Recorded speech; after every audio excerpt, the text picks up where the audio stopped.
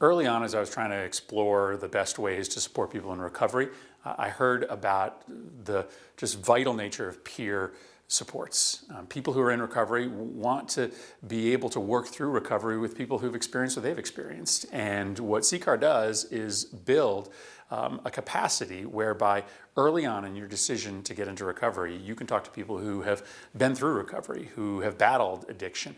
And so as soon as we all started talking about how to take on the opioid epidemic in and around Connecticut, I quickly discovered that CCAR had some capacities here that almost nobody else had. That magic moment for individuals is when they have had a near-death experience, where they've overdosed, where they're in the hospital. And it's at that moment that a lot of people do make the decision to start living their life differently and start seeking help. And by having a recovery coach right there in the emergency room, standing next to you as you're going through that life-changing moment, it sometimes makes the difference between a recovery path and a path back into addiction. And so I've talked to these recovery coaches. I've seen them in action. I've visited them at emergency rooms and at hospitals. And I'm just convinced that this is one of the models that's going to push us on a path out of this crisis. Well, why I support recovery coaches is that the first thing we need to do is get people on a path to recovery, and recovery coaches and more federal funding for recovery coaches will help that.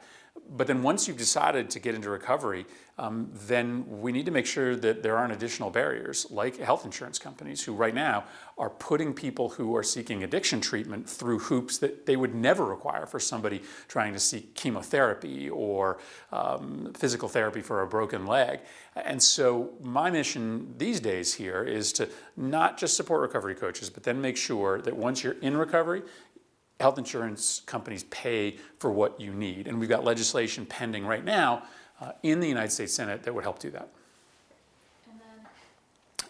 We're so lucky in Connecticut to have CCAR, and I'm so thankful that they've been such a big part of my education as I've tried to become a leader here in the Senate on how to confront the opioid epidemic. CCAR, its recovery coaches, and its leadership have been with me every step of the way. I don't know that there's a single roundtable that I've done in Connecticut that didn't have somebody from CCAR there, and it's been especially the CCAR employees with lived experiences that have added so much to the dialogue that I've been having and others in the delegation have been having.